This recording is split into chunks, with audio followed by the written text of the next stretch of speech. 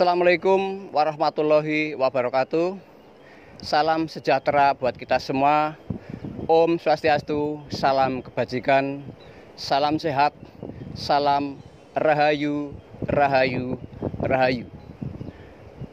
Sahabat-sahabat pecinta wisata religius, pada kesempatan pagi siang hari ini kita ketemu dan berjumpa kembali bersama Padepokan Cikal Cawang dengan channel Ki Cahyo Dipuro, yang pada kesempatan siang hari ini kita berkunjung di makom Syekh Sabarudin. Sementara ini saya sudah ada di Gapura. Konon ceritanya Syekh Sabarudin adalah ulama besar dari Yogyakarta yang datang ke desa Sendang Dalem untuk membimbing dan syiar agama Islam di wilayah desa Sendang Dalem, Kecamatan Paturuso, Kabupaten Kebumen. Konon ceritanya walaupun punya pondok di sini, syiarnya sampai ke Wonosobo dan Temanggung, Banjargara. Namun pondoknya ada di sini dan dimakamkan di sebelahnya. Pemirsa, baiklah, kita ikuti perjalanan ini. Mari kita lanjut untuk masuk ke lokasi, bertemu dengan sang juru kunci, beliau Bapak Kiai Safruddin.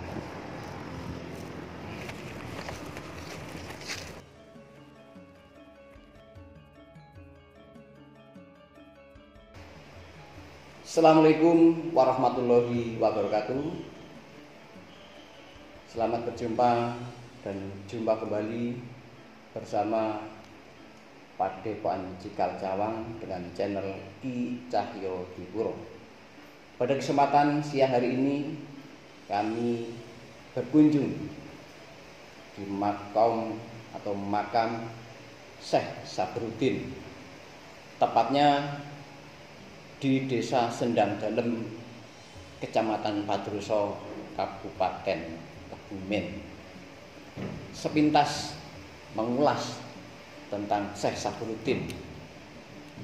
Datang ke wilayah sini, konon ceritanya waktu itu masyarakat Sendang Dalem disebut istilahnya kubu, atau belum mengenal tata krama, belum mengenal busana, belum mengenal perilaku yang baik, sehingga datanglah Syekh Sabarudin, ulama besar dari Yogyakarta. Kehadiran beliau tidak sendiri, tetapi dibantu oleh Syekh Bantariman atau Bantar Angin, kemudian Syekh Jalaluddin dan Syekh Mukorobin. Mereka punya keahlian yang berbeda-beda. Syekh Sabarudin ahli di bidang keagamaan, dibantu oleh beliau Syekh Mukorobin, dan beliau Syekh Bantarangin atau Bantariman adalah di bidang pemerintahan, sedangkan Syekh Jalaluddin adalah ahli di dalam membuat senjata. Jadi sudah lengkap lah. Kehadiran mereka datang ke sini untuk membimbing, membina dan syiar agama Islam di wilayah ini. Pemirsa yang ada di rumah, sahabat-sahabatku, saudara-saudaraku pecinta wisata religius, pada kesempatan siang hari ini saya ditemani Bapak Kiai Juru Kunci yang nanti akan lebih memberi penjelasan tentang Syekh Sabarudin. Dipersilakan Pak Kiai sebelum menyampaikan untuk berkenalan dulu kepada pemirsa dan kemudian nanti sekilas tentang beliau Syekh Sabarudin. Terima kasih. Assalamualaikum warahmatullahi wabarakatuh. Saya memperkenalkan dulu, saya asli orang Sendang Dalem, Bukit Gunung, Kasrodin nama saya. Itu betul itu yang dilontarkan Bapak ini, Pak. Ini ya memang begitu. Jadi aslinya katanya itu orang dulu itu dari Solo, Jogja itu, dari Solo di Jogja itu orang Jogja. Nah, begitu saya tahunya memang begitu. Jadi dulunya ini yang jadi tadinya itu sudah banyak itu pengunjung-pengunjung dari Sumatera sini, tapi belum dirawat tuh. Setelah itu Bang Afif Wonosobo Kaliwiro itu kesini, yang ini mengundang Pak Yusuf Magelang itu ziarah di sini, mujahadah di sini, terus buka sini itu dulunya. Jadi berawal dari Pak Kiai Wolungsari itu Pak Kiai Afif. Bang Afif dari Wolungsari. Tapi aslinya sudah ada terus ziarah ini, tapi Pak Kiai itu masih rasanya masih samar itu apa benar-benar itu makam ulama apa bukan itu. Jadi di sejarah-sejarah itu undang dari Magelang itu Mbah Yusuf itu. Jadi ini mujahadah di sini. Jadi buka sini. Awalnya dari Mbah Kiai Yusuf yang dari Magelang yang meyakinkan bahwa ini adalah makam seorang ulama besar ya. Baiklah Pak Kiai, tadi sudah disampaikan awal mulanya ya, awal mulanya ditemukan ini dan kemudian dipastikan bahwa ini adalah makam dari Syekh Sabaruddin atau seorang ulama besar dari Yogyakarta. Kemudian sepengetahuan Pak Kiai sebagai juru kunci di tempat ini, sejauh mana perjuangan beliau Pak Syekh Sabaruddin dalam syiar agama Islam di wilayah? Ceritanya dari orang mbah saya, buyut saya itu sebelumnya dibuka itu memang sudah ada cerita ini, katanya itu ulama dari itu Jogja Solo itu sini manggungnya di sini, tempatnya itu pondoknya di situ, tapi siarnya sampai Banjarnegara, sampai dari lain daerah itu pulangnya ke sini katanya. Itu pondoknya ada di sini di sebelah makam ini ya. Iya. Jadi pemirsa, beliau Syekh Sabaruddin memang punya pondok atau padepokan di sebelah timur, sebelah timur makam ini dulu. Namun beliau syiar agamanya bukan hanya di wilayah Kebumen saja, tapi juga di luar kota, misalnya di Banjarnegara, dari Wonosobo, di tempat-tempat yang lain. Namun fokusnya kegiatan sampai tempat tinggalnya ada di Desa Sendang Dalem. Kecuali dari wilayah luar kota, apa juga ada dari luar Jawa? Ada dari Sumatera, dari Jambi, dari Lampung, dari Jawa Barat, sampai Bali banyak. Jadi berarti sesuai penyampaian di Pak Kiai bahwa peziarah yang datang ke sini bukan hanya dari Kebumen saja, bukan hanya dari luar kota Kebumen, tetapi juga ada dari luar Jawa. Tadi disebutkan ada yang dari Kalimantan, ada Jambi, Sumatera, Sulawesi, ya. Karena demikian berarti Syekh Sabaruddin ada seorang ulama besar yang punya pengaruh luar biasa. Tidak heran kalau karomah beliau sampai sekarang untuk di Desa Sendang Dalem masyarakatnya muncul adanya para ulama, tokoh-tokoh ulama besar, sehingga banyak mereka-mereka yang menjadi pejabat hidup tenang, sejahtera, segala sesuatunya itu mungkin ya karena faktor karomah dan perjuangan masyarakat Sendang Dalem dalam mengikuti kegiatan-kegiatan melakukan ibadah yang sesuai dengan petunjuknya beliau Syekh Sabaruddin sebagai boleh dikatakan yang cikal bakal menanamkan syiar agama Islam di Desa Sendang Dalem. Jadi pemirsa, demikian tadi tentang Syekh Sabaruddin. Kalau boleh tahu kegiatan ini yang dijalankan itu apa sekedar hanya berziarah biar saja dari luar kota, atau mungkin ada hari tertentu yang digunakan untuk kegiatan di sini, misalnya apa nih Pak? Tiap harinya banyak itu ziarah biasa, tapi hari tertentunya itu tanggal 14 Rawah itu hari tertentu hall sini. Jadi hall sini tanggal 14 Rawah, kalau sudah mulai bulan Rawah itu sudah banyak kegiatan itu yang ziarah biasa, tapi itu hari tertentunya itu tanggal 14 Rawah itu. Jadi saya mengulangi lagi bahwa kegiatan itu kecuali harian para berziarah dari tempat luar kota datang ke sini, yang paling ramai itu pada bulan Rawah atau Sa'ban, dan kemudian ada acara hall ya atau peringatan pada tanggal 14 Sa'ban atau 14 Rawah. Ribuan masyarakat berkumpul di sini berdoa bersama, semuanya dalam memohon kepada Allah Subhanahu wa taala sesuai dengan cita-cita mereka masing-masing ya. Ya demikian tadi, karena luar biasa pengaruhnya sehingga itu haul yang dilakukan setiap tanggal 14 itu apa haul? Artinya lahirnya Syekh Sabaruddin atau mungkin meninggalnya?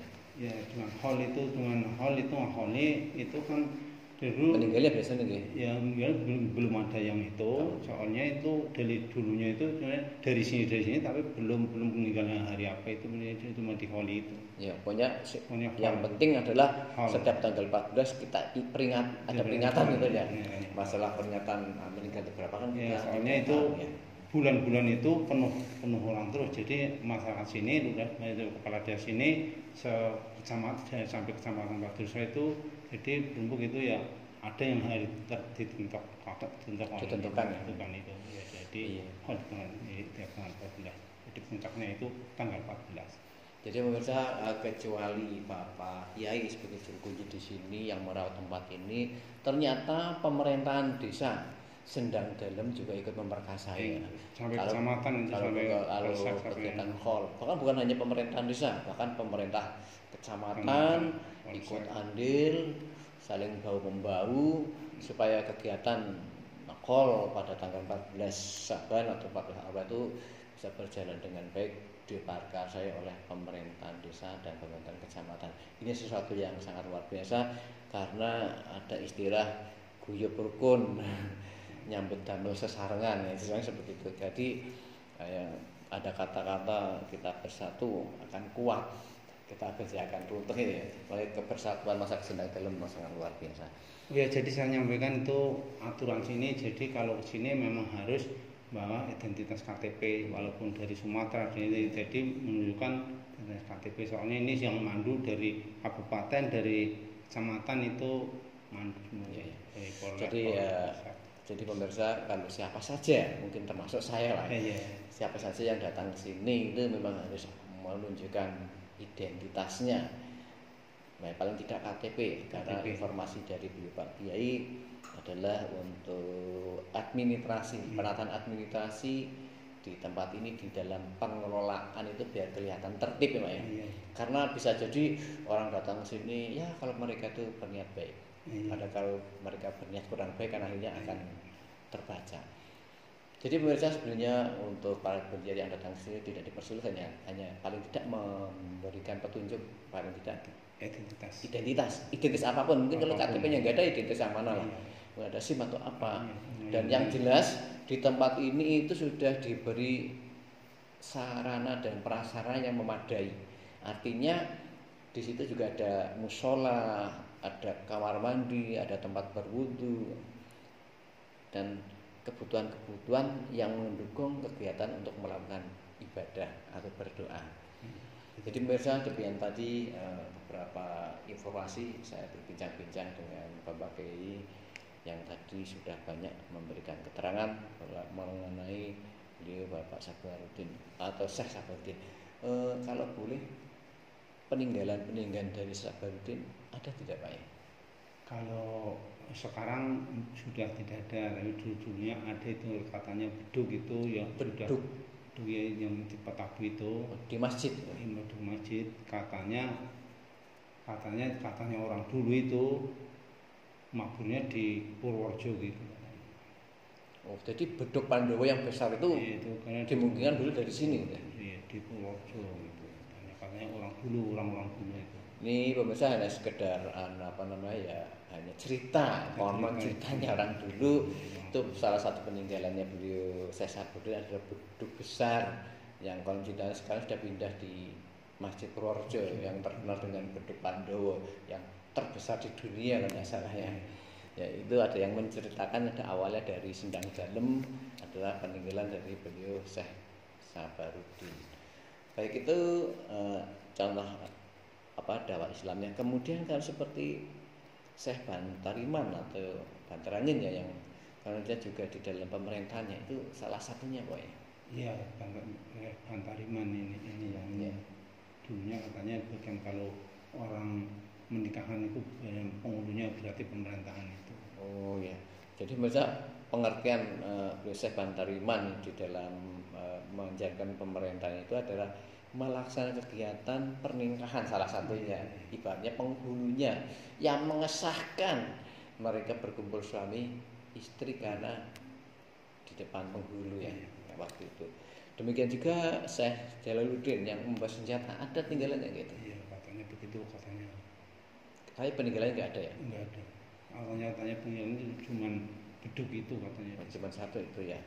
Ya pemirsa, demikian tadi sekedar beberapa informasi tentang Syekh Sabaruddin, diantaranya mulai dari syiar agama, kemudian peninggalannya, kemudian pengaruhnya sudah disampaikan oleh beliau Bapak Yai Sabaruddin dari Sendang Dalem. Baiklah pemirsa, sebelum kita lanjutkan jangan lupa subscribe, like, dan komen di channel Ki Cahyo Dipuro. Kita lanjutkan untuk melihat beberapa tempat atau lokasi. Yang pertama adalah ini yang sebelah sini pemirsa. Yang sebelah sini yang ditutup dengan kelambu warna hijau kalau salah ya. Ini adalah makam Syekh Sabaruddin. Kemudian di sebelah timurnya itu adalah makam Syekh Tantariman yang konon ceritanya ahli pemerintahan yang dulu jadi KUA-nya lebarnya penghulunya. Kemudian ini yang di depan saya sebelah kanan ini adalah makam dari Syekh Jalaluddin. Kemudian yang ini belum tahu itu yang situ. Mbah apa? Kalau yang ini belum tahu, di depan pintu sebelah timur itu adalah Mbah Mukorobin, adalah yang membantu syiar agama Islam beliau Syekh Sabaruddin. Baiklah pemirsa, akan kita lihat musola di sebelah mana. Monggo Pak Koderan.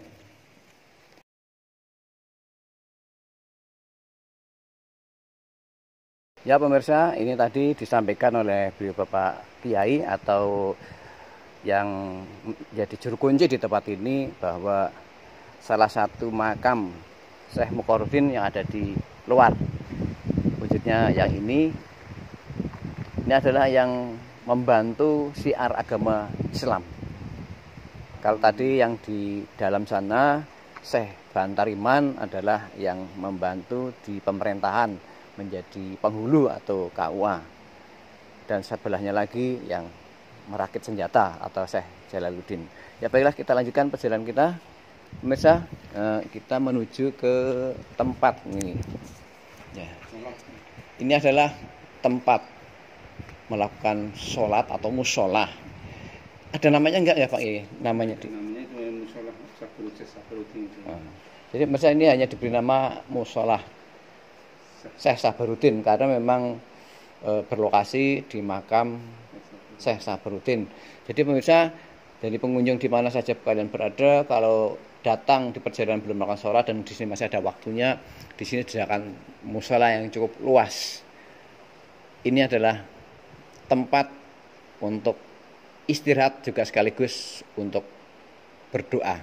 Baik, kita lanjutkan perjalanan kita ke belakang. Di belakang sana kita melihat ada kamar mandi atau tempat berwudu.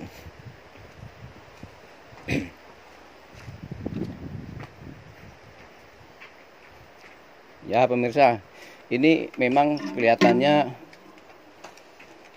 sederhana, tapi sangat membantu para berziarah yang akan melaksanakan kegiatan untuk berwudu atau bersuci. Pemirsa, pakai nyempang betul sebelum pergi. Ini airnya air saking putih Pak. Tok di sana. Oh, dari tok sana, ya, bukan sumur nggih? Bukan, tok. Ya, pemirsa, ini adalah salah satu air yang digunakan untuk bersuci atau berwudu. Asalnya dari atas, rembesan atau atas, turun ke sini ditampung di sini. Silakan dipastikan ini tempat yang digunakan untuk bersuci atau berwudu. Baiklah, akan kita lanjutkan pada perjalanan berikutnya. Pemirsa, setelah tadi kita berjalan mulai melihat mushola, kemudian tempat berwudu, di samping makam Syekh Sabaruddin juga ada dua makam Menika makam sinten nggih? Niku belum ada yang tahu namanya berapa. Itu yang ada di sebelah sana makamnya Bunyai pertama. Jadi Buyainya itu gugur di zaman perang AOI, Bunyainya di makam di sana. Garwane Pak Sabarudin? Bukan, garwanya Buyai pertama di sini, Buyai Kholil. Oh. Bukan. Pemirsa, jadi di belakang sana bisa dilihat dari sini enggak, Pak? Bisa dilihat dari sini. Ya, coba. Coba.